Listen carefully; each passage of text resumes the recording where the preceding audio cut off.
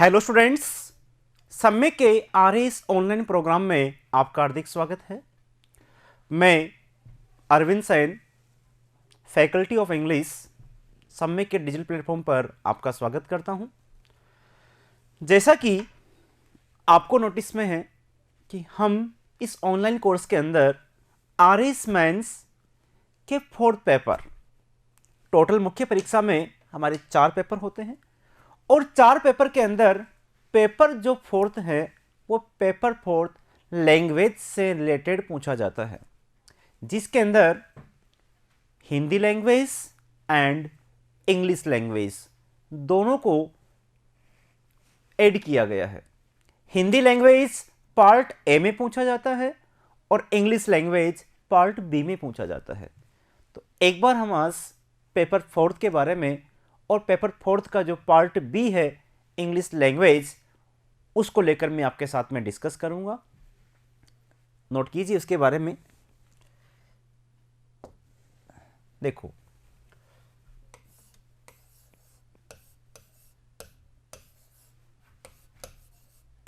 RS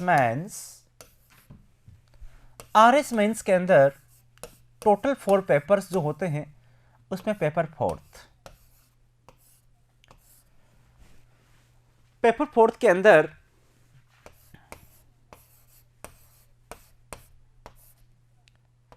part B general English,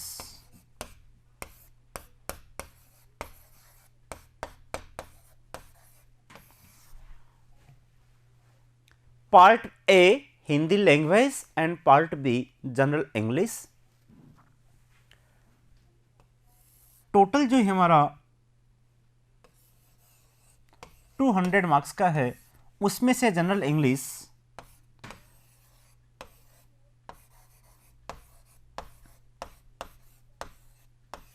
80 marks का exam में पूछा जाता है। साथ में ही 2018 वाले मेंस से हिंदी जो हमारा 120 नंबर का जो हमारा हिंदी का पोर्शन है पार्ट ए, उसमें से 10 नंबर का ट्रांसलेशन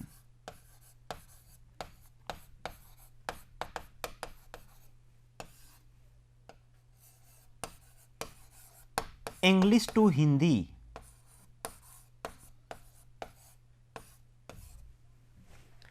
ये भी इंग्लिश वाले सिलेबस के साथ ही ऐड होता है, क्योंकि ट्रांसलेशन जो है इंग्लिश के एक पैराग्राफ का हिंदी बनाना, वो आपको हिंदी वाला कोई टीचर नहीं समझा पाएगा। वो हम उसको इंग्लिश के सिलेबस के साथ ही ऐड करके पढ़ेंगे। इस तरह से देखते हुए हमारा जनरल इंग्लिश का जो सिलेबस है वो आरएस के अंदर 90 नंबर का बन जाता है। वो क्वेश्चन आएगा तो हिंदी लैंग्वेज पार्ट ए के अंदर ही, लेकिन इंग्लिश के रिगार्डिंग हमारा टॉपिक है, इसलिए डायरेक्टली हम उसको 90 मार्क्स का कवर करते हैं और हिंदी का हमारा पॉइंट रह जाता है 110 नंबर का। तो ये तुम्हारी मार्किंग स्कीम हो गई कि किस प्रकार से पेपर 4th के अंदर part A Hindi language, part B English language, 110 number का पार्ट हिंदी के रिगार्डिंग और नंबर का पार्ट इंग्लिश के रिगार्डिंग। अब जनरली हम देखें, प्रीवियस एग्जाम्स को देखें, आप अपने सीनियर आरएस कैंडिडेट्स को अगर देखें तो पेपर 4th की काफी इंपॉर्टेंस है। ये काफी इंपॉर्टेंस कहां से है? आरएस मुख्य परीक्षा 2012 तक लैंग्वेज पेपर्स की इतनी इंपॉर्टेंस नहीं थी, क्योंकि वहां ऑप्शनल सब्जेक्ट्स हुआ करते थे। हिस्ट्री ऑप्शनल, ज्योग्राफी ऑप्शनल, कोई लिटरेचर ऑप्शनल। तो उन ऑप्शनल पेपर्स के अंदर हम अच्छी स्कोरिंग करके कंपलसरी जो पेपर हुआ करते थे, वहां compulsory English and compulsory Hindi के पेपर्स हुआ करते थे। 100 नंबर 100 नंबर का हमारा इंग्लिश लैंग्वेज का पेपर होता था और 200 नंबर का हमारा हिंदी का पेपर होता था 2012 के मेंस तक। अगर कंपलसरी पेपर हम लैंग्वेज के अंदर बहुत कम मार्क्स भी लाते हैं, उसमें लेकर आए, तो भी वहां पर काफी ऐसे कैंडिडेट्स हमारे राजस्थान के अंदर हैं जिन्होंने प्रॉपर रैंक हासिल की है लैंग्वेज में बहुत कम नंबर लेकर भी।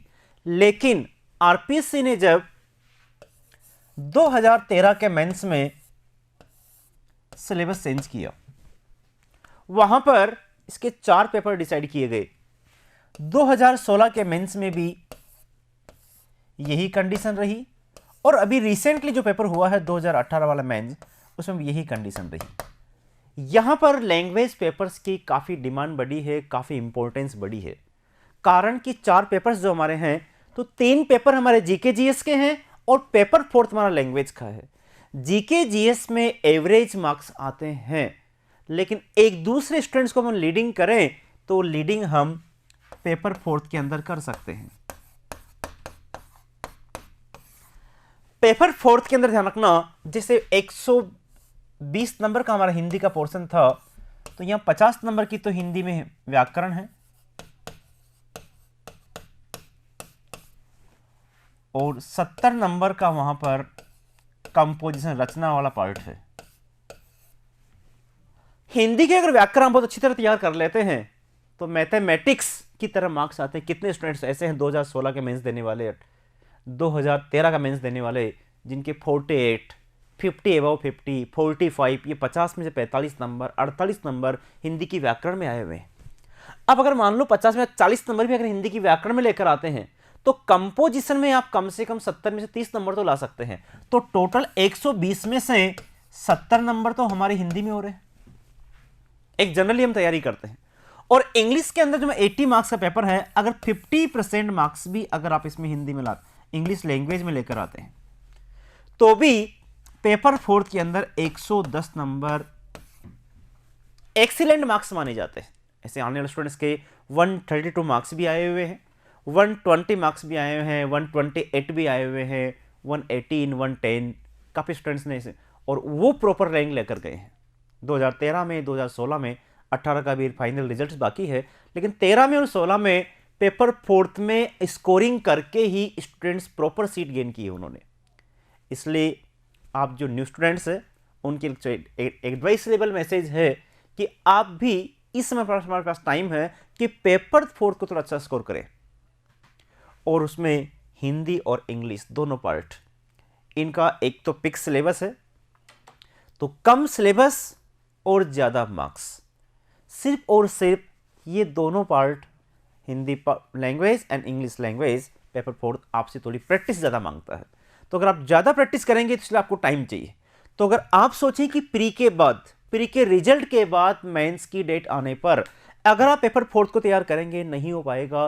फिर हम वहाँ इंग्लिश में 80 में से 10-20 मार्क्स, 10-15 से ज़्यादा मार्क्स नहीं गेन कर सकते। इसलिए अभी जो हमारे पास टाइम है, वैकेंसी नहीं आने से पहले, ये पेपर 4 को तैयार करने का समय।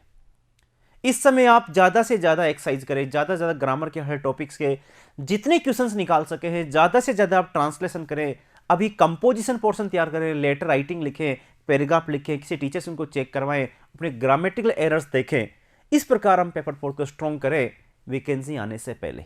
उसके बाद में फिर इसकी टेस्ट सीरीज ज़्यादा ज्वाइन करें, क्योंकि ये पेपर एक थोड़ा सा लेंथी है। सिलेबस तो कम है, लेकिन लेंथी इसलिए है कि हिंदी लैंग्वेज और इंग्लिश लैंग्वेज दोनों को कंबाइन करके एक ही पेपर बनाया गया है।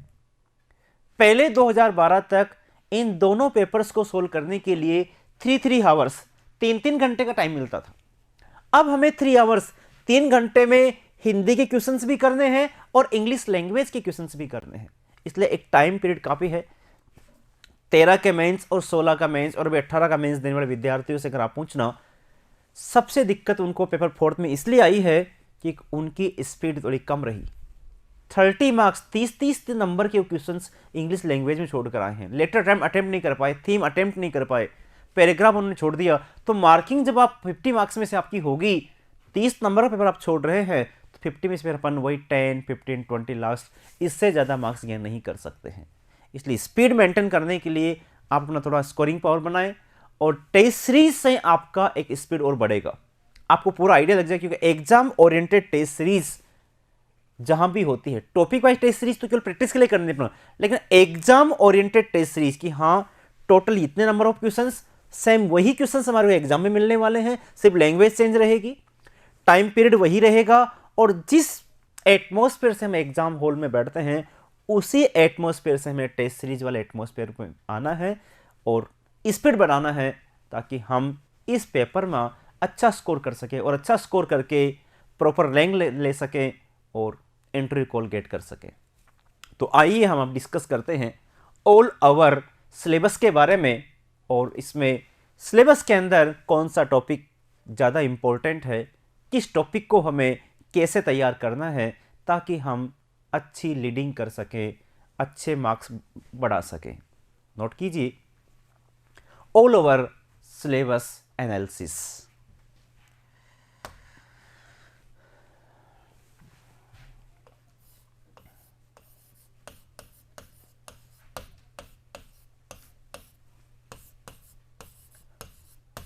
Part B, general English,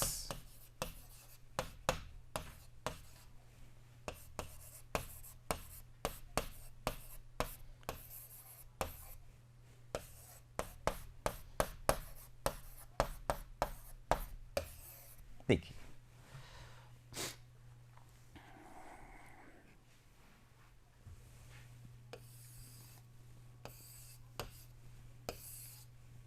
eighty marks. And अब सिलेबस क्या है?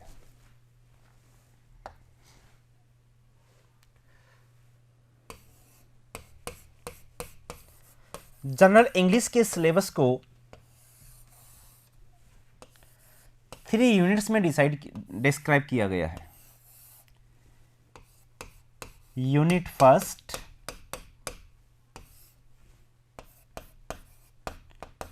Unit second and unit third. Unit first, unit second and unit third. Unit first है grammar and uses.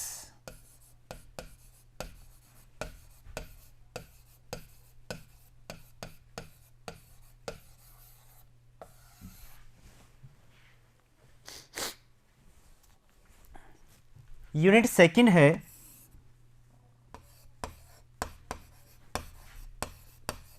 comprehension, translation,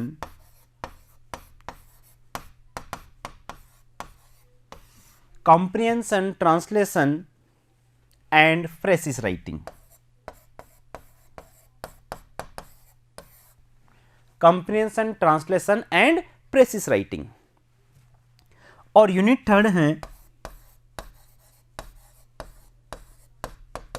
composition and later writing. इस प्रकार से हमारे syllabus को 3 parts में सेट किया गया है, 3 पार्ट्स के अंदर डिवाइड किया गया है। उसकी 3 यूनिट्स बनकर आएगी। पार्ट ए कहें या यूनिट फर्स्ट कहें आप, unit second and unit third. Unit first grammar और यूजेस के रिगार्डिंग है, जो हमारा 20 नंबर का एग्जाम में पूछा जाता है, 20 marks. Unit second comprehension, translation, precious writing, 30 marks, 30 number का पूछा जाएगा, और ये भी हमारा 30 नंबर का। इस प्रकार टोटल जो हमारा सिलेबस बनता है वो 80 मार्क्स, 80 नंबर का बनता है।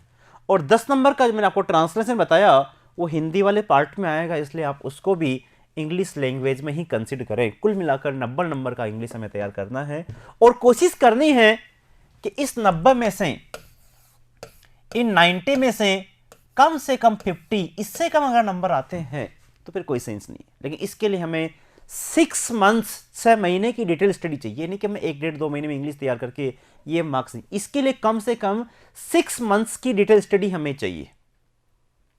प्रत्येक टॉपिक की डिटेल से एक्सरसाइज हो, कंपोजिशन हम अच्छी तरह तैयार करें, ज्यादा से ज्यादा ट्रांसलेशन स्ट्रॉन्ग करें, प्रेसिस के सिस्टम समझे। ऐसा नहीं कि हम एग्जाम हॉल में ही प्रेसिस कर देंगे, नहीं। प्रेसिस करने के रूल्स क्या होते हैं, प्रेसिस की थोड़ी प्रैक्टिस करें, प्रेसिस करके से टीचर से उसको हम चेक करवाएं कि हाँ जो मैंने प्रेसिस बनाई है इसमें क्या मिस्टेक है और मैं इसमें क्या इंप्रूवमेंट कर सकता हूँ, किस प्रकार से प्रेसिस में मार्क्स आते हैं। ऐसे कॉम्प्रिहेंशन, पैसेज हम सोचते हैं पैसे हम एग्जाम हॉल में सोल्व, नहीं, पैसेज हम पहले ही सोल्व करें। अनसीन पैसेज की एक बुक आती है, ज़्यादा से ज़्यादा रोजाना आप एक टारगेट बनाइए, मुझे रोजाना का एक पैसेज सोल्व करना है। ताकि एग्जाम हॉल में जाने से पहले मेरे पास पैसेज सॉल्यूशन की भी एक प्रैक्टिस अच्छी तरह हो जाए, तो मैं वहाँ भी स्पीड से पैसेज सोल्व कर सकूँ। तो हर चीज़ को मैं स्ट्रॉन्ग करना होगा, तब हम इस नंबर पर ले जा सकते हैं। और अगर ये नंबर हम ले लेते हैं तो कन्फर्म में ही हमें प्री आइडिया क्लियर हो जाता है कि हाँ RAS मेंस में मुझे इंटरव्यू कॉल होने से कोई नहीं रोकने वाला। इसलिए आप लैंग्वेज में बढ़त बढ़ाइए, क्योंकि तीनों पेपर से ज़्यादा इम्पोर्टेंट हमारा पेपर 4th है, जो एक दूसरे स्टूडेंट्स को ऊपर लीड करवाता है। जो कम सिलेबस, स्कोरिंग ज़्यादा, सिर्फ इसका पेपर जो होता है लेंथी आता है। तो पेपर लेंथी में आप एग्जाम हॉल में सोच सोच कर आप लिखें तो स्पीड चाहिए, इसलिए आप पहले से ही प्री प्लान तैयारी करके जाएं। कंपोजिशन की भी जितने एसेज आप तैयार कर सकते हैं वो एसेज आप तैयार करें। जितने लेटर राइटिंग का एक एक पार्ट आपको तैयार करना है, फॉर्मल लेटर तैयार करने हैं, इनफॉर्मल लेटर तैयार करना है, ऑफिशियल लेटर किस तरह से लिखते हैं, जॉब लेटर कैसे लिखा जाता है, किसी न्यूज़पेपर के एडिटर को लेटर कैसे लिखा जाता है, डिपार्टमेंटल वाले लेटर्स कैसे लिखे जाते हैं, ये सब चीज़ें आपको तैयार करनी है। और टारगेट लेना है कि ये मार्क्स मुझे लेकर आना है, और वहाँ एग्जाम हॉल में उसको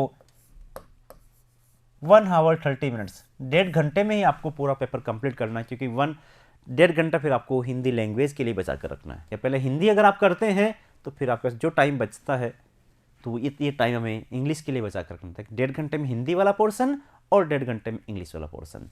तो ये हमारा सिस्टम रहा। अब इसमें से मैं आपको डिटेल से एक एक टॉपिक के बारे में थोड़ा समझा देता हूं। देखो, यूनिट जो हमारी फर्स्ट है, यूनिट ए है ग्रामर एंड यूजेस।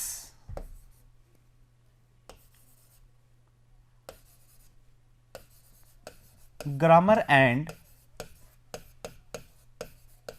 यूजेस, यहां से हमारे को 20 क्वेश्चंस पूछे जाएंगे।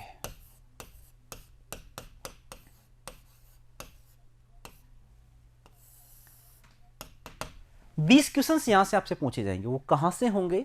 देखो, क्वेश्चन नंबर 1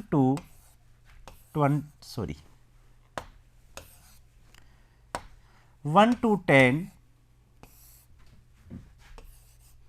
ग्रामेटिकल एरर्स।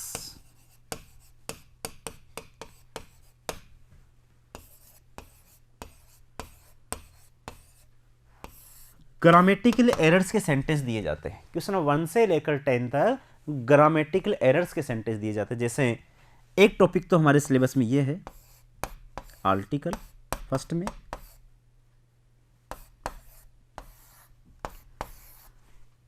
उसके बाद में सेकंड टॉपिक हमारा डिटर्मिनर्स है,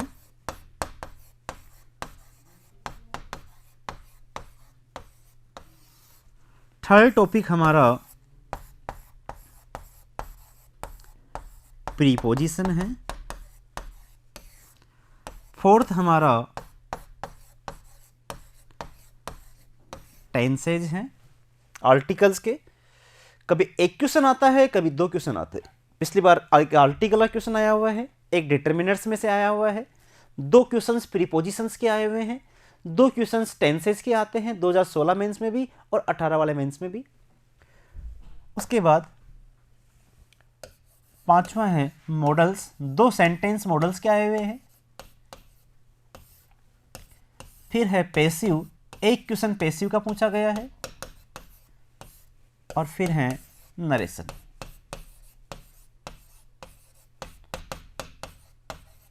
इन 7 टॉपिक्स के टोटल 10 सेंटेंस दिए जाते हैं। 10 ग्रामेटिकल इनकरेक्ट सेंटेंस होते हैं, जिसमें टेंस की एरर होती है, मॉडल की होती है, प्रीपोजिशन की एरर होती है। ऑन आना चाहिए, वहाँ 8 दे देते हैं, आपको ऑन करके आना है। 4 आना चाहिए, वहाँ 2 दे देते हैं, आपको वहाँ 4 करके आना है। आर्टिकल ए लगा देते हैं, वहाँ द आना चाहिए, आपको वहाँ द करके आना है। वर्ब की फॉर्म विजिट्स आनी चाहिए, वहाँ विजिट दे देते हैं। वर्ब की फॉर्म विल गो आनी चाहिए, वहाँ पर हेड विजिटेड दे देते हैं, तो आपको विल गो करके आना है। इस प्रकार टेंस के क्वेश्चन बनते हैं। पैसिव के क्वेश्चन ऐसे बनते हैं कि हाँ हैज, हैव के साथ में बीन आना चाहिए, वहाँ बी दे देते हैं। कॉन्टिन्यूस का पैसिव है, बीइंग फॉर्म आनी चाहिए। फ्यूचर में विल सेल के साथ में पैसिव में बीन नहीं आकर बी आता है, तो ये करेक्शंस वाले दिए जाते हैं। नरेशन, इनडायरेक्ट का सेंटेंस में टुमारो देते हैं, तो टुमारो को अपन द नेक्स्ट डे में चेंज करते हैं, या फिर टेंस चेंज करते हैं तो इजारम को वाजवर में चेंज किया जाता है, इस प्रकार नरेशन। तो टोटल 10 सेंटेंस यहां से दिए जाते हैं। इंपॉर्टेंट टॉपिक है जैसे टेंस, मॉडल्स, प्रीपोजिशंस, इनके 2-2 क्वेश्चन सेंटेंस दिए जाते हैं। बाकी टॉपिक्स का एक एक सेंटेंस दिया जाता है। टोटल 10 सेंटेंस यहां से आपको पूछे जाते हैं। जैसे मान लो एक आइडिया बताऊं मैं आपको, जैसे Tibet is in the north of India, ये सेंटेंस आपको दे दिया गया। प्रॉब्लम इतना सही कि वहां पर टॉपिक अनाउंसमेंट नहीं किया जाता कि यहां पर इस टॉपिक की ये एरर है।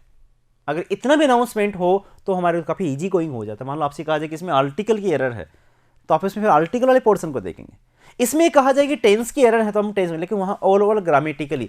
बस थोड़ा ध्यान रखना कि जिस सीरियल में सिलेबस में टॉपिक दिए हुए हैं उसी सीरियल से क्वेश्चन बनकर आते हैं। जैसे आर्टिकल फर्स्ट में है तो फर्स्ट में आर्टिकल के इनकरेक्ट सेंटेंस आएंगे, फिर उसके डिटरमिनर्स के इनकरेक्ट सेंटेंस आएंगे, फिर प्रीपोजिशन है तो उसके बाद प्रीपोजिशन के इनकरेक्ट सेंटेंस आएंगे, फिर मॉडल है सॉरी टेंस है तो टेंस के इनकरेक्ट, फिर मॉडल के, फिर एक्टिव पैसिव के, फिर नरेशन। इसी सीरियल से वहां पूछा, इसलिए तो आपको थोड़ा सा आइडिया लग जाता है।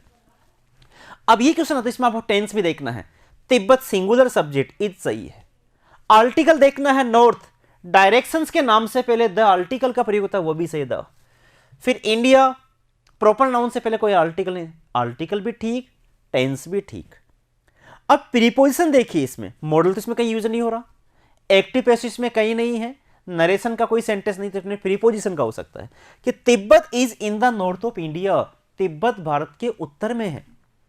अब सेंटेंस का ट्रांसलेशन तो सही बन रहा है कि तिब्बत भारत के उत्तर में है, लेकिन जब ग्रामेटिकली आप एरर देखेंगे, प्रीपोजिशन को आप डिटेल से तैयार करेंगे, तो आप वहां एरर बिल्कुल चूज करके आ सकते हैं कि इसमें यहां मिस्टेक है। तो आपको वहां पर राउंड सर्किल नहीं बनाना है, बस सेंटेंस को रीराइट करके आना। इसका सही आंसर होगा Tibet is to the north of India. क्योंकि इन कहां आता है, जब वो चीज इनसाइड हो, तो तिब्बत इंडिया के इनसाइड नहीं है। जैसे हिमाचल प्रदेश, यहां अगर हिमाचल प्रदेश होता तो Himachal Pradesh is in the north of India, Himachal Pradesh में इन ही आता है, in the north of India. लेकिन तिब्बत आउटसाइड है, तो फिर वहां पर हम किसका प्रयोग करते हैं, टू का प्रयोग किया जाता है। तो मैंने डिटेल से जो रिकॉर्डेड क्लासेस के अंदर प्रत्येक टॉपिक वाइज डिस्कशन किया है, उसके अंदर इस कंसेप्ट को समझाया है, वहां से आप इसको डिटेल से पढ़े। अभी सिर्फ मैं आपको एक सिलेबस का एक आउटलुक समझा रहा हूं कि किस तरह से पेपर आता है और किस तरह से आपको तैयारी करनी है, इस पेपर की हमारी क्या इंपॉर्टेंस है। तो Tibet east to the north of India. और देखिए, जैसे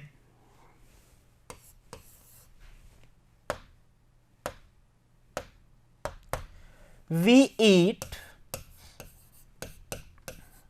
so that we can live, we eat so that we can live। अब ये क्वेश्चन जो आया मॉडल का नहीं है, क्यों, इसमें सॉरी प्रीपोजिशन का नहीं, इसमें प्रीपोजिशन का कहीं कोई जिक्र नहीं है, आर्टिकल का नहीं, इसमें आर्टिकल कहीं यूज नहीं है, टेंस का नहीं है कि हाँ we eat singular subject, plural subject, तो एसओरियस नहीं आया। ये मॉडल के रिगार्डिंग, आपने मॉडल के जब सिलेबस को पूरा पढ़ेंगे, मॉडल के पूरे रूल्स तैयार करेंगे, एक्सरसाइज करेंगे, तो आप सेंटेंस को देखकर पकड़ लेंगे कि इस टॉपिक के रिगार्डिंग पूछा गया है। यहां से सो दैट, इसे मॉडल आ रहा है कैन, तो वी ईट, कैन का मतलब सकना, वी ईट हम ईट करते हैं, सो दैट का हिंदी मीनिंग होता है ताकि, ताकि हम जीवित रह सके। इसे मोस्टली बुक में ही सेंटेंस दिया होता है। आरपीएससी कितने एग्जाम्स में आया हुआ है, अभी लास्ट ईयर हमारा एलडीसी का पेपर हुआ था, उसमें ये क्यों सेंटेंस आया था। तो वी ईट, हम ईट करते ताकि हम जीवित रह सके। तो मॉडल अगर आपने पढ़ा है, या मान लिया आप मॉडल पढ़ेंगे, तो मैं आपको समझा दूं, ये सेंटेंस इसके रिगार्डिंग है, पर्पस, उद्देश्य। और पर्पस उद्देश्य के लिए जो मॉडल आता है वो ये मे आता है, उद्देश्य के लिए मे आता है या फिर माइट आता है। ये प्रेजेंट टेंस में यूज होता है और ये पास्ट टेंस में यूज होता है। ईड से पता चल रहा है कि सेंटेंस कौन से टेंस में है, प्रेजेंट टेंस में है। तो प्रेजेंट टेंस में किसका प्रयोग करते हैं, मे का। इट मींस यहां पर मिस्टेक है, यहां कैन की जगह क्या होना चाहिए, मे होना चाहिए। तो आपको वहां सेंटेंस को रीराइट करके आना है, we eat so that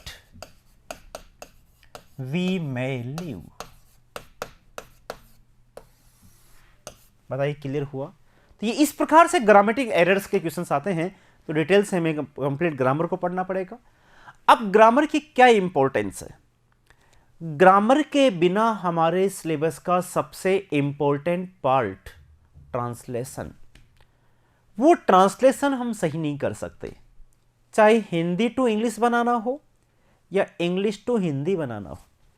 English to Hindi में फिर भी इतनी रिक्वायरमेंट नहीं है जितनी हिंदी टू इंग्लिश बनाने में है, क्योंकि हिंदी वाले सेंटेंस का जब हम इंग्लिश बनाएंगे तो वहाँ प्रॉपर आर्टिकल का यूज आपको करना आना चाहिए, वहाँ प्रॉपर प्रीपोजिशन का प्रयोग आपको करना आना चाहिए, वहाँ प्रॉपर टेंस का यूज करना आपको आना चाहिए, वहाँ प्रॉपर मॉडल का प्रयोग कि शुड का यूज कहाँ, मस्ट का प्रयोग कहाँ, ये भी आपको आना। क्योंकि चाहिए से मान लो चाहिए के लिए मस्ट भी आता है, शुड भी आता है, लेकिन कहीं तो अपन मस्ट का प्रयोग करते हैं कि जैसे सैनिकों को आदेशों का पालन करना चाहिए, सोल्जर्स शुड नहीं आएगा, सोल्जर्स मस्ट ओबे सच ऑर्डर्स। हमें देश की सेवा करनी चाहिए, तो वी मस्ट नहीं, we should serve our country. तो इस प्रकार के जब सेंटेंस बनाते हैं तो वहाँ प्रॉपर ग्रामर के बिना हम ट्रांसलेशन नहीं कर सकते, और जब हम ट्रांसलेशन सही नहीं कर सकते तो ट्रांसलेशन पर आधारित हमारे सिलेबस के अंदर ग्रामर की जो हमारी इंपॉर्टेंस थी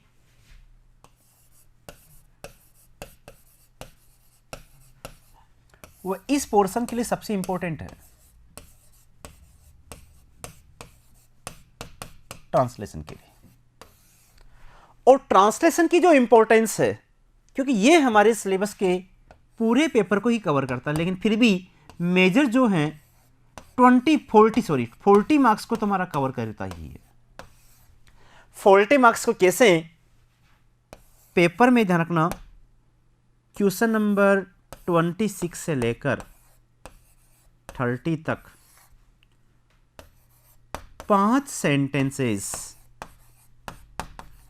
5 जो हमारे वाक्य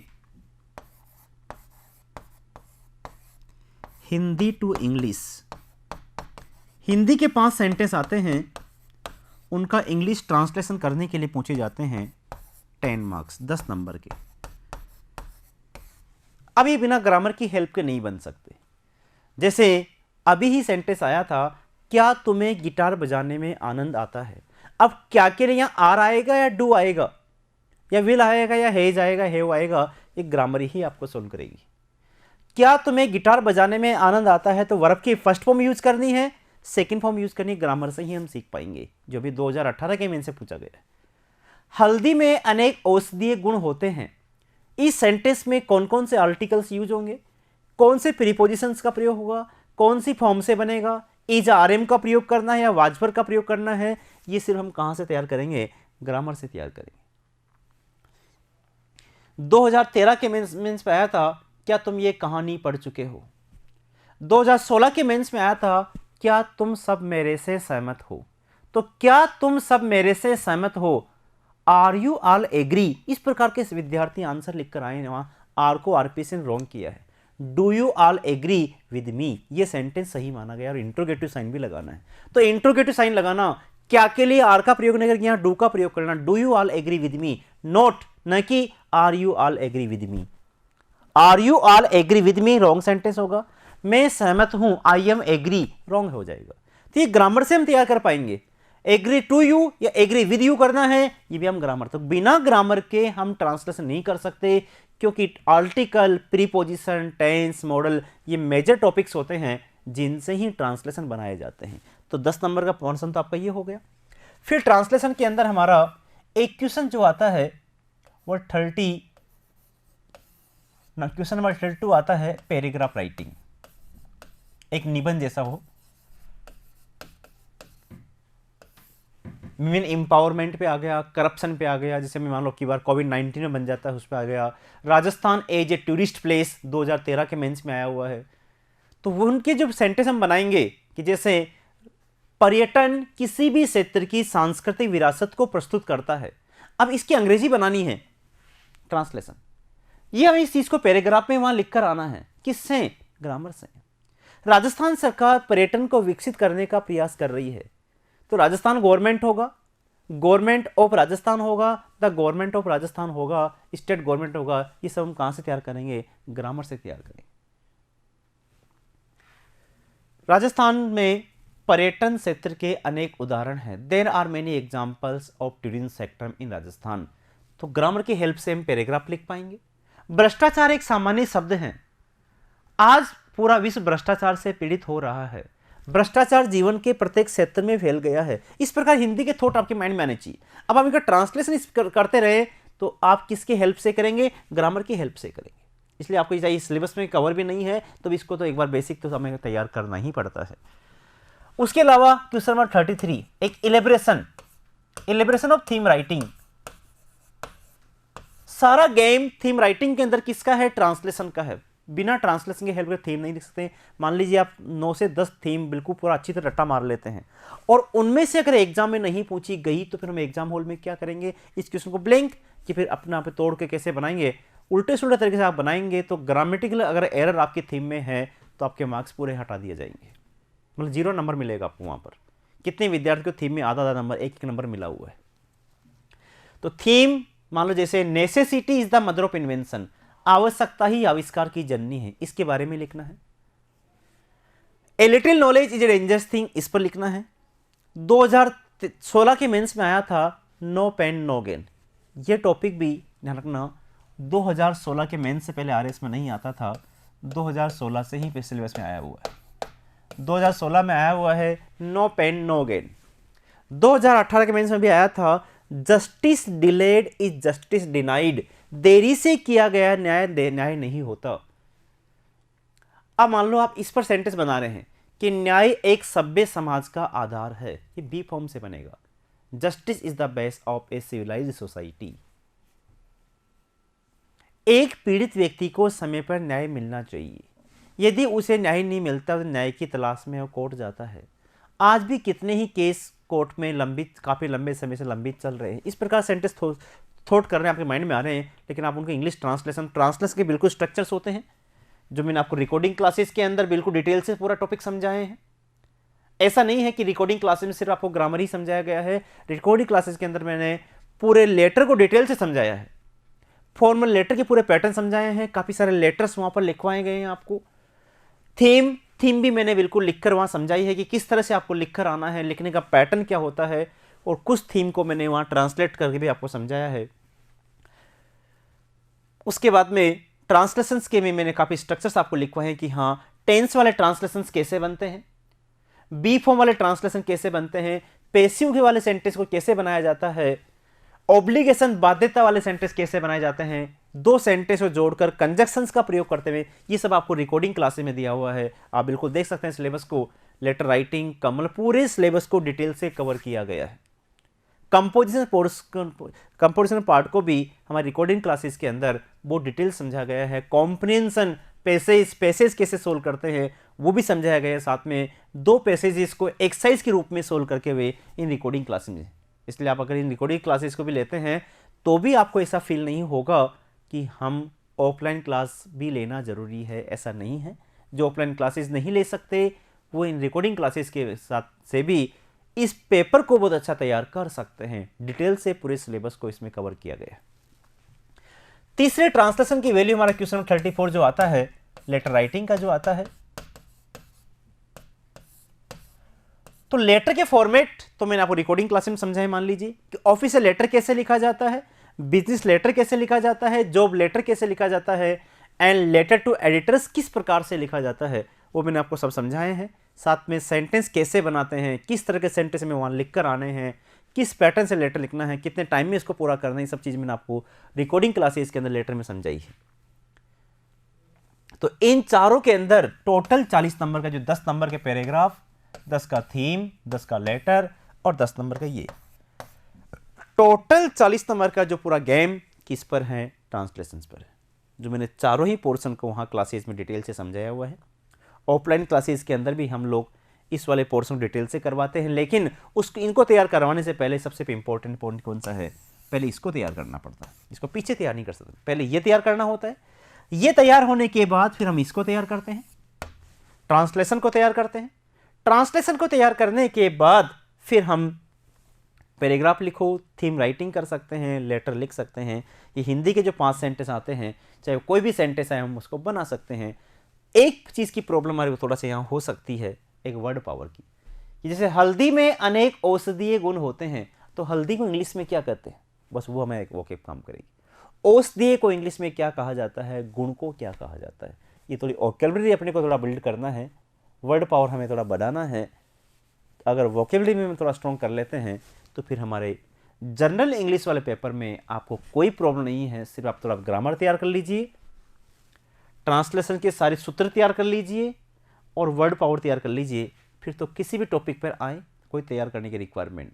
किसी भी टॉपिक पर थीम लिखना हो कोई तैयार नहीं करना, किसी भी सब्जेक्ट पर लेटर आए आपको कुछ भी तैयार नहीं करना। ये सब एग्जाम हॉल में ही होने वाली चीज़ें। निबंध आप चाहिए 50 तैयार कर लीजिए, जरूर नहीं उसमें से आपका निबंध एग्जाम में आ जाए। आपने करप्शन पे तैयार किया, वहां टेररिज्म आतंकवाद पर आता है, आप इधर से उधर सेंटेंस सेट नहीं कर सकते। इसलिए आपको ट्रांसलेशन करना ही आना चाहिए। हिंदी के थॉट आपको आना चाहिए। मान लीजिए अगर हिंदी में आता है आतंकवाद, तो अपन कितने पेजेस वहां फिल कर देते हैं। तो ऐसे ही जो हमारे हिंदी में थॉट आ रहे हैं आतंकवाद पर, उनका हमें इंग्लिश ही तो ट्रांसलेट करना है। तो किसकी रिक्वायरमेंट है, ग्रामर की और ट्रांसलेशन की होती है। तो मैं बना आरएस के सिलेबस में 3 चीज तैयार करनी है सिर्फ आपको, ग्रामर, ट्रांसलेशन के स्ट्रक्चर्स और एक वर्ड पावर। बाकी पैराग्राफ, थीम और लेटर 30 नंबर का पोर्शन, इसकी प्रैक्टिस ही करनी है। बाकी अंदर का मैटर टॉपिक वाइज देखकर ट्रांसलेशन से ही आपको तैयार करके आना। और इसके सिर्फ फॉर्मेट जरूर देख लेना कि ऑफिशियल लेटर का फॉर्मेट क्या होता है, बिजनेस लेटर का फॉर्मेट क्या होता है, जॉब लेटर का फॉर्मेट क्या होता है, लेटर टू एडिटर्स का फॉर्मेट क्या होता है। जो हर एग्जाम में हर टाइप का लेटर आरएस में पूछा गया है। ऑफिशियल लेटर मोस्टली ज़्यादा पूछे जाते हैं, लेकिन जैसे 2013 का मेंस था तो 2013 के मेंस में जॉब एप्लीकेशन पूछी गई है, जॉब लेटर पूछा गया है। 2012 के मेंस में ऑफिशियल लेटर और बिजनेस लेटर दोनों पूछे गए। 2008 का मेंस था, उस समय लेटर टू एडिटर्स पूछा गया है। अभी 2016 में ऑफिशियल लेटर ही पूछा गया है। एक ही क्वेश्चन आया था सिंगल, म्युनिसिपल कमिश्नर को हमारे वार्ड की, हमारी कॉलोनी की इंसेंट्री कंडीशन के लिए पूछा गया है। 2018 के मेंस में भी ऑफिशियल लेटर आया है। जोनल मैनेजर को लिखना है नॉर्थन वेस्टर्न रेलवे के, कि ड्यूरिंग द ट्रेवलिंग आपको जो डिस्कम्फर्ट हुआ है उसके बारे में डिस्क्राइब करना है। ये ऑफिशियल लेटर सिंगल क्वेश्चन आया, कोई चॉइस में नहीं मिली है। तो ये जो हमारा पार्ट है, वापस उसी पर अगेन रिपीट करता हूं मैं आपको कि 40 नंबर को 50 से स्ट्रॉन्ग करने के लिए हमें किसको स्ट्रॉन्ग करना है, ट्रांसलेशन। ट्रांसलेशन को स्ट्रॉन्ग करने से पहले, ट्रांसलेशन पढ़ने से पहले हमें किसको बेसिक पढ़ना है, ग्रामर को। उसमें मेन टॉपिक्स कौन से बताए मैंने आपको, थोड़ा एक नाउन को देखना है, टेंस का सही यूज, आर्टिकल्स के प्रॉपर यूज, क्योंकि ट्रांसलेशन में आर्टिकल्स की बहुत मिस्टेक होती है। एक प्रीपोजिशंस का सही यूज, एट का यूज का, विद का, टू का, उसको आपको डिटेल तैयार करना है। उसके बाद थोड़ा आगे बढ़ते हैं हम। तो ट्रांसलेशन पर आधारित 40 मार्क्स और 10 नंबर की ग्रामर 50। अब 10 नंबर का जो हमारा पार्ट है 10 मार्क्स, ये हमारा यहां से आएगा पार्ट ए के अंदर, वर्ड पावर के अंदर।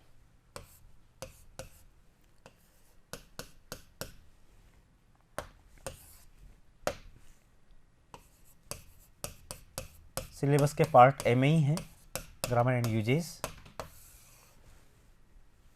क्वेश्चन नंबर इसके पेपर में 11 से लेकर 20, 11 से लेकर 20 तक 10 क्वेश्चन पूछे जाते हैं। ये भी बहुत स्कोरिंग पोर्शन है मैथमेटिक्स की तरह। जिनकी स्पीड कम है उनके लिए पार्ट बहुत अच्छा है, क्योंकि इसमें आपको ज़्यादा नहीं लिखना, लेकिन स्कोरिंग मैथ्स की तरह नंबर ले सकते हैं। इसमें 10 में से 10 नंबर आ सकते हैं। लेटर 10 नंबर का है, 15 से 20 मिनट आपको वहाँ लेटर लिखने में होंगे, लेकिन 3 से 4 ज़्यादा नंबर एग्जामिनर वहाँ नहीं देता। बहुत अच्छे मेटर स्तर से हम लेटर लिखते हैं तो आपको 5-6 नंबर मिल सकते हैं। लेकिन ध्यान रखना, एक और मैं आपको एडवाइस के रूप में एक मैसेज दूं कि अगर आपके ग्रामर के क्वेश्चंस बिल्कुल सही है, कि आप देखना 2013 की कॉपीज और 2016 की कॉपीज, ग्रामर के जिसके सारे क्वेश्चन सही हैं, 5 हिंदी के सेंटेंस जिसके सही हैं, आगे कंपोजिशन में उसको पैराग्राफ में 6 नंबर, लेटर राइटिंग में 6 नंबर, एलेबोरेशन में 6 नंबर डायरेक्टली दे रखे हैं। और आगे जिसके ग्रामर के सभी क्वेश्चंस गलत है, वोकैबुलरी वाले फ्रेजल वर्ब इडियम्स वगैरह सब रॉन्ग है, हिंदी के 5 सेंटेंस बिल्कुल गलत हो गए, तो फिर उसको लेटर में 2 नंबर, थीम में 1 नंबर, पैराग्राफ में 1 नंबर, अगर आपने पूरा लिख कर आए तो भी दिया गया है। क्योंकि एग्जाम माइंड में ये भी बन जाता है कितनी बार कि अगर इसके आगे 0 नंबर है मैथ में, ग्रामर वाले पोर्शन ट्रांसलेशन में, तो एक कंपोजिशन पोर्शन से कहाँ से बनाकर लिखा है। इसलिए ये भी एक थ्योरी बन जाती माइंड में कि ग्रामर, ट्रांसलेशन और वोकैबुलरी के क्वेश्चंस आपको सही भेजने में टाइम भी कम लगेगा। 10 नंबर के सेंटेंस, 10 ग्रामर के, आप इसको 10 मिनट में कर सकते हैं 10 सेंटेंस को अगर आते हैं तो। 10 नंबर हमारे वोकैबुलरी वाले, वर्ड पावर वाले, और 10 नंबर की हिंदी के 5 ट्रांसलेशन। अगर ये चीज़ तैयार है, मैं कह रहा हूँ ग्रामर के एक एक सेंटेंस को एक एक मिनट में करते, 10 मिनट में आप पूरे 10 सेंटेंस कर सकते हैं। 10 मिनट में पूरे वोकैबुलरी के 10 वहाँ टिक ही करना पड़ता है कि मेक आउट कहाँ आएगा, मेक और कहाँ आएगा, एक 1 वर्ड आपको लिख करना। 3 क्वेश्चन आ गए 1 वर्ड के, 3 वर्ड लिखिए, 3 नंबर तैयार है आपके यहाँ पर। कन्फ्यूजल वर्ड्स आ गए कि हाँ जैसे भी आया था मेटल मेटल, तो कौन सा मेटल, बस उसको रीराइट करके आना है। आइडल आइडल, कौन सा आइडल, उस पर सेंटेंस कराना। और 5 हिंदी के सेंटेंस आते हैं, उनकी अंग्रेजी बना 2-2 मिनट में बनाते हैं, तो 30 से 40 मिनट, 30 से 40 मिनट के अंदर आप 30 में से यहाँ 30 नंबर भी गेन कर सकते हैं। 30 नंबर का मैटर है हमारा। आधे घंटे के अंदर आप इंग्लिश में 30 नंबर यहाँ ले जा सकते हैं। अब बचा हमारे पास अभी 1 घंटा और 1.5 घंटे पेपर करना, 1 घंटा बचा हुआ और 50 नंबर का पोर्शन अभी और है, कंपोजिशन। मैं कह रहा हूं अगर आप यहां 30 में से 30 स्कोरिंग कर लेते हैं, तो बाद में जो 50 नंबर का हमारे पास कंपोजिशन अभी रखा हुआ है, यहां आपको अगर 10 नंबर भी दे देते हैं, हटा दो आप 40 नंबर, लेटर में आपको 2 नंबर 3 नंबर, निबंध में आपको 2 या 3 नंबर, थीम में 2 या 3 नंबर, पैसेज में 2-3 नंबर दिए हैं, प्रेसिस में 2-3 नंबर दिए हैं, तो इन 5 बड़े क्वेश्चंस के अंदर आपको 2-2 नंबर भी अगर देते हैं, तो भी इंग्लिश में आप 40 नंबर का स्कोर करते हैं। ध्यान रखना 80% स्टूडेंट्स के 40 नंबर इंग्लिश में नहीं आते, एवरेज नंबर आते हैं 15 से 25 के बीच में। ऐसा देखा गया है कंटिन्यू, क्योंकि मैं 2008 से ही आरएस मेंस पढ़ा रहा हूँ, तो 2008 के बैच में देखा, 10 के बैच में देखा, 12, 13, 16 और अभी 18 के तो खैर मार्क्स अभी नहीं आए हैं, लेकिन 16 तक के मार्क्स में देखा गया है 20, 22, 18, 12, 7, 9, ये मार्क्स हमारे इंग्लिश लैंग्वेज में स्टूडेंट्स के देखे गए हैं। क्यों? प्रॉब्लम यह है कि वो इस पार्ट को स्ट्रॉन्ग नहीं कर पाते हैं। यहाँ बिल्कुल मैथ्स की तरह है, यहाँ स्टूडेंट्स ये नंबर भी आ जाता है कि अगर ग्रामर के सेंटेंस सारे गलत कर दिए, उन्होंने ग्रामर की प्रैक्टिस नहीं की, वर्ड पावर तैयार नहीं किया और 5 सेंटेंस नहीं बना पाए, तो यहाँ उसके 30 नंबर आ गए। अब मान लो उसको यहाँ पर उसने लेटर कितने भी अच्छा लिखा है, 4 नंबर लेटर में दे देगा, 4 थीम में दे देगा, 4 इसमें दे देगा, 4 इसमें दे देगा, 5 क्वेश्चन, तो भी उसके 20 नंबर ही आए। अब मान लो अगर यहाँ 30 नंबर और अगर वो 4-4 नंबर बड़े क्वेश्चन में लेकर आ रहा है, तो 50 नंबर स्कोरिंग हुए ना। इसलिए अगर इंग्लिश में बढ़त करनी है तो आपको इन तीनों पार्ट को विशेष स्ट्रॉन्ग करना होगा, जिसके अंदर एग्जाम हॉल में टाइम लिमिट भी कम, टाइम भी कम चाहिए और मार्किंग भी ज्यादा है, और मैथ्स की तरह मार्किंग है। एक पेज में पूरा पेपर हमारा हो जाता है, ग्रामर के 10 सेंटेंस, और थीम पूरा फुल पेज में हमें 150 वर्ड्स में लिखना है, लेटर हमें 150 वर्ड्स में लिखना है, पैराग्राफ हमें 200 वर्ड्स के अंदर लिखना है, और पूरी प्रेसिस बनानी है 200 या 150 वर्ड्स की, फिर पूरे एक पैसेज को सोल्व करना है, तब जाकर हमें मार्क्स मिलने के चांसेस। हमने सही किया तो 4-4 नंबर, फिर भी ओनली 20 नंबर, और यहाँ वर्ड लिमिट बिल्कुल कम, मैथ्स की तरह मार्क्स। इसलिए आप प्रैक्टिस कीजिए जितनी ज़्यादा कर सकें, ग्रामर की अच्छी प्रैक्टिस करेंगे, ये अच्छा स्ट्रांग होगा। ये अच्छा स्ट्रांग हो जाएगा तो यहाँ तो हमारी मार्किंग अच्छी रहेगी, और इसका बेनिफिट हमारे को कहाँ मिलेगा? लेटर राइटिंग के अंदर, पैराग्राफ के अंदर, थीम के अंदर, ट्रांसलेशंस के अंदर। तो ये था ऑल ओवर कंक्लूजन ऑफ हमारे सिलेबस का, और पेपर 4 की जो इम्पोर्टेंस है उसके अंदर पार्ट भी इंग्लिश लैंग्वेज की काफ़ी इंपॉर्टेंस है। ये सिर्फ प्रैक्टिस का सब्जेक्ट है, बहुत कम टाइम पीरियड में इसको अपन तैयार नहीं कर सकते, इसके लिए 6 मंथ्स की कम से कम अच्छी प्रैक्टिस चाहिए। इसलिए आप अभी से इस पेपर को थोड़ा तैयार करें। अब मैं बात कर रहा था पार्ट ओकेबलरी वाला, पार्ट ए, कि पार्ट ए पर 11 से लेकर 20 तक क्वेश्चन जो बनते हैं वो कैसे बनते हैं।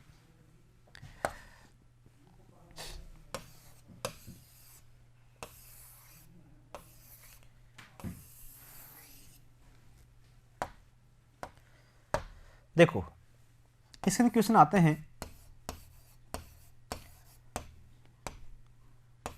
फ्रेजल वर्ब्स के रिगार्डिंग पूछे जाते हैं,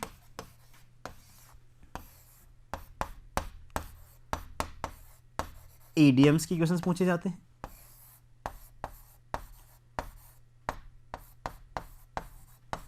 कन्फ्यूजेबल वर्ड्स के क्वेश्चंस आते हैं,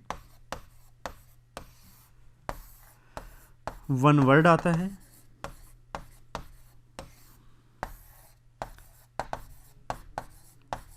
एंटोनियम एंड सिनोनियम के क्वेश्चन पूछे जाते हैं। ये टॉपिक हमारे सिलेबस के अंदर है।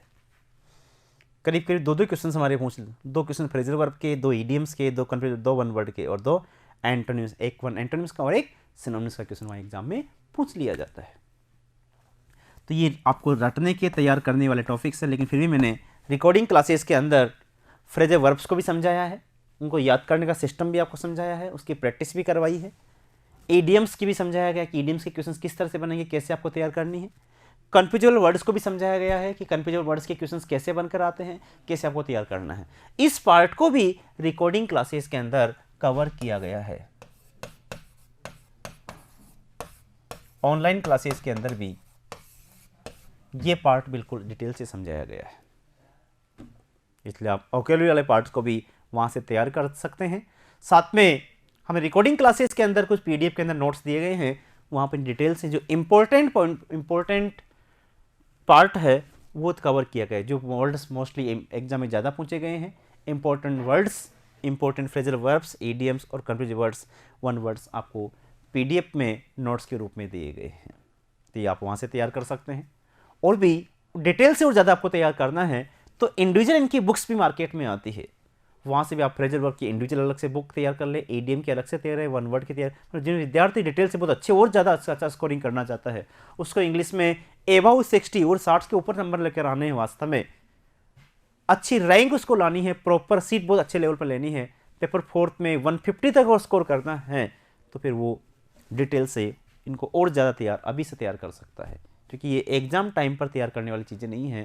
मैंने आपसे कहा कि प्री से पहले आरएस की वैकेंसी भी मार्केट नहीं, उससे पहले ही हमें इस पेपर को स्टेप बाय स्टेप तैयार करना है। क्योंकि मैं आपको एक एडवाइस में मैसेज दूं कि स्ट्रेटजी ज़्यादा अगर आप पेपर को पढ़ेंगे उससे मार्क्स नहीं आएंगे, स्ट्रेटजी बनाकर, क्योंकि आरएस में सिलेक्शन उसी विद्यार्थी का मोस्टली देखा गया है जिसने एक स्ट्रेटजी बनाकर तैयारी की है। प्री को किस तरह से तैयार करना है, मेंस के अंदर चारों पेपर्स के अंदर पेपर 4 को किस तरह से तैयार करना है, उसमें जो हमारा लैंग्वेज आता है उसको part B Hindi language part A में किस तरह तैयार करनी है, पार्ट बी में इंग्लिश, अब इंग्लिश को भी कैसे तैयार, लेटर किस तरह तैयार करना है, वोकैबुलरी को कैसे तैयार करना है, उसके प्रॉपर नोट्स बनाने हैं, प्रॉपर फ्रेजल वर्ब के तैयार करना है, 5-5, 3-3, 4-4 जितनी कर सके उतनी ईडियम्स अभी से रोजाना तैयार करनी है। हमारे को रोजाना 3-3, 4-4 वन वर्ड में तैयार करना, ताकि आप रोजाना मान लीजिए 5 ईडियम्स भी तैयार करते हैं तो 1 मंथ के अंदर 150 ईडियम्स तैयार होती है।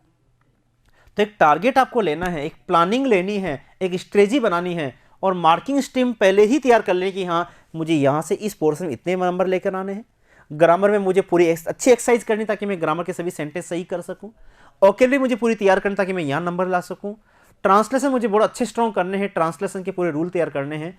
ट्रांसलेशन के रूल्स मैंने बहुत डिटेल से अच्छी तरह आपको क्लासेस में दिया है, रिकॉर्डिंग क्लासेस के अंदर, तो वहाँ से पूरे स्ट्रक्चर्स आप तैयार करना, मैंने प्रैक्टिस के रूप में भी वहाँ सेंटेंस दिए हुए हैं।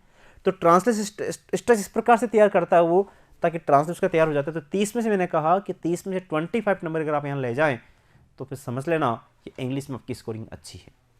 फिर लेटर पूरे पैटर्न से लिखना है, बीच में उसका सब्जेक्ट मैटर ट्रांसलेशन से अच्छी तरह बनाना है। प्रेसिस राइटिंग को भी मैंने समझाया है उसके पूरे गोल्डन रूल्स देकर कि प्रेसिस किस प्रकार से करते हैं ताकि प्रेसिस में भी हम नंबर ला सकें। कॉम्प्रिहेंशन पैसेज भी सोल्व करके आपको वहाँ समझाया गया रिकॉर्डिंग क्लासेस के अंदर, तो वहाँ से भी आप देखेंगे और साथ में कुछ बुक में से भी कॉम्प्रिहेंशन की प्रैक्टिस करेंगे। पैराग्राफ को किसी प्रकार से आपको रटना नहीं है, ना कोई मोस्ट समझना है, सिर्फ हिंदी में जितना पढ़ सके हम पैराग्राफ होता है कि आपके पास वहाँ थॉट एग्जाम हॉल में नहीं आते हैं तो हिंदी में पढ़ा हुआ होता है तो अपन उसके बारे में लिख सकते हैं। इसलिए आप हिंदी में उसके बारे में पढ़ें। तो अभी से आप हिंदी के बारे में एक रोजाना दिखा क्या काम करें कि हिंदी में किसी भी कोई पैराग्राफ के नोट्स बना लें, फिर ट्रांसलेशन के स्ट्रक्चर्स के माध्यम से उनका ट्रांसलेशन करें, फिर चेक करें कि आपने कहाँ मिस्टेक की है। इस प्रकार सेल्फ प्रैक्टिस भी इसमें काफ़ी इंपॉर्टेंस रखती है। तो हेलो स्टूडेंट्स, ये था हमारा all over syllabus and importance of general English. तो मैं आपको एक ही मैसेज देना चाहूँगा कि मेंस पर चारों पेपर्स के अंदर आप पेपर 4 को थोड़ा विशेष टाइम दें, क्योंकि कम सिलेबस एंड सर्वाधिक अंकदायी ये हमारा पेपर माना जाता है। और बिलीव करने के लिए अपने सीनियर्स जो आरएस कैंडिडेट्स हैं जिन्होंने मेंस दिया हुआ है, जो भी इंटरव्यू दे रहे हैं, जो 2016 में आरएस लग गए हैं, उनसे भी आपको पूछेंगे तो उनका भी आपके लिए एक ही सेंटेंस रहेगा कि आप लैंग्वेज को विशेष टाइम दें और लैंग्वेज में ज़्यादा स्कोर करने की कोशिश करें। इसी के साथ ही हमारी क्लास कंप्लीट होती है। इसकी रिकॉर्डिंग क्लासेस पर मैं आपको बता ही दिया मैंने कि सारा सिलेबस डिटेल से हमारा रिकॉर्डिंग क्लासेस के अंदर है। पहले ग्रामर समझाई गई है पार्ट ए, उसके बाद में पार्ट बी में ट्रांसलेशंस को रिकॉर्डिंग क्लासेस में डिटेल से समझाया गया है, कॉम्प्रिहेंशन को समझाया गया है, प्रेसिस राइटिंग कैसे सोल्व करते हैं उसकी प्रैक्टिस उसमें करवाई गई है, लेटर के पूरे पैटर्न मैंने रिकॉर्डिंग क्लासेस के अंदर समझाए हैं, खुद बोर्ड पे समझाया पूरा। फिर उसके कुछ क्वेश्चंस भी मैंने यहाँ बोर्ड पर सोल्व करवाए हैं। पीडीएफ में फिर काफ़ी सारे लेटर्स के नोट्स दिए गए हैं, पैराग्राफ को भी समझाया गया है और थीम किस तरह से लिख कर आनी है, कैसे थीम में मार्क्स मिल सकते हैं। इस प्रकार पूरे सिलेबस को हमारे रिकॉर्डिंग क्लासेस के अंदर दिया गया। मतलब जिस तरह से हम ऑफलाइन क्लासेस में पढ़ाते हैं उसी तरह से ही, उसी पैटर्न से ही एग्जाम ओरिएंटेड ही हमारा आरएस मुख्य परीक्षा का जनरल इंग्लिश का एक रिकॉर्डिंग एक मॉड्यूल तैयार किया गया है। तो आप चाहें तो फाउंडेशन कोर्स अगर लेते हैं तो हमारा यहाँ अलग से अवेलेबल है, और अलग से अगर हमारा जनरल इंग्लिश का भी अगर आप में से कोई विद्यार्थी कोर्स लेना चाहे तो जनरल इंग्लिश का अलग मॉड्यूल भी पूरा रिकॉर्डिंग क्लासेस का अवेलेबल है। उसके लिए आप सम्यक का जो ऐप है वो डाउनलोड करें, वहाँ पर आपको एक कॉन्टैक्ट नंबर भी मिलेंगे और पूरी डिटेल से पूरी जानकारी भी आपको मिलेगी। इसी के साथ हमारी क्लास कंप्लीट होती है। All the best, thank you.